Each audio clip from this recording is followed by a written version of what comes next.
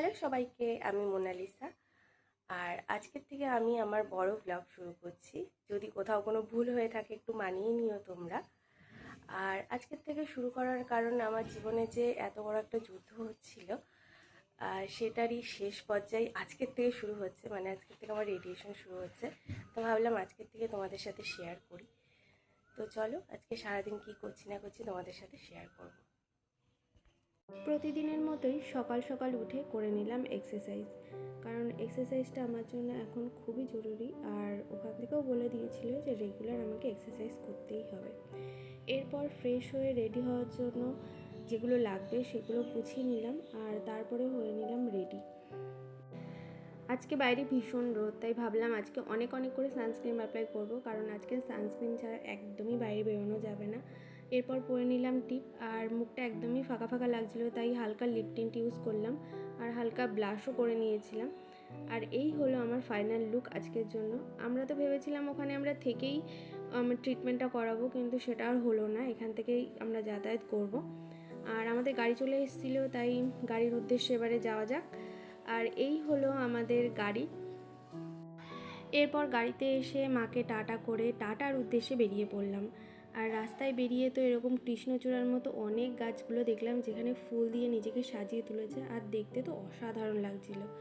আর রাস্তার রোদ তো বলার মতো না, ভীষণ রোদ ছিল। প্রায় 2.5 ঘন্টা জার্নি করে আমরা পৌঁছে গেলাম টাটাতে। আর টাটা তো বরাবরই খুবই সুন্দর সাজানো গোছানো, খুবই সুন্দর লাগে দেখতে। তো যাই হোক, আমাদের কাজ ছিল ফেজ 2-তে। আমরা আমাদের জিনিসপত্র নিয়ে চলে গেলাম ফেজ 2-তে।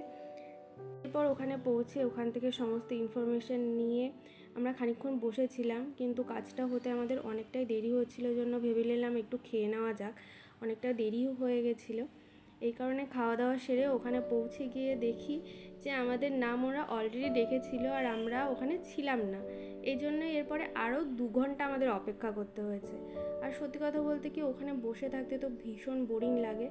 আর এই হলো আমার রেডিয়েশনের কার্ড, যেটা সবাইকেই দেয়।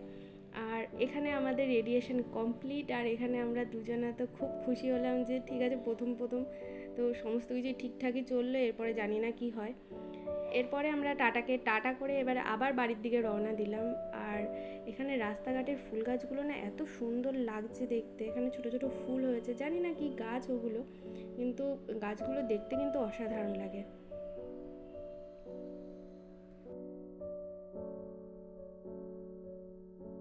আর কখনো কখনো হয় না যে পৌঁছানোর জায়গা থেকে রাস্তাটা ভারী সুন্দর হয়, এইগুলো হলো সেই সমস্ত রাস্তা যেগুলো সত্যি সুন্দর হয়। আর এইগুলো আমার খুবই ভালো লাগে। এই রোডটা হয়তো অনেকেই চেনো, এটা হলো কল্যাণী রোড। আর এইখানটা পাস হতে ভীষণ ভালো লাগে আমার। তো যাই হোক, আমরা পৌঁছে গেছিলাম, প্রায় ওরকমই 2 ঘন্টা লেগেছিল। বাইরে ভীষণ গরম আর রেডিয়েশনের একটা ধকল, এই সমস্ত কিছু নিয়ে তো আমি ভীষণ টায়ার্ড ছিলাম। তো যাই হোক, ভিডিওটা আজকের জন্য এইটুকুই। দেখা হবে তোমাদের সাথে নেক্সট ভিডিওতে। ততদিন তোমরা ভালো থেকো, সুস্থ থেকো, টাটা।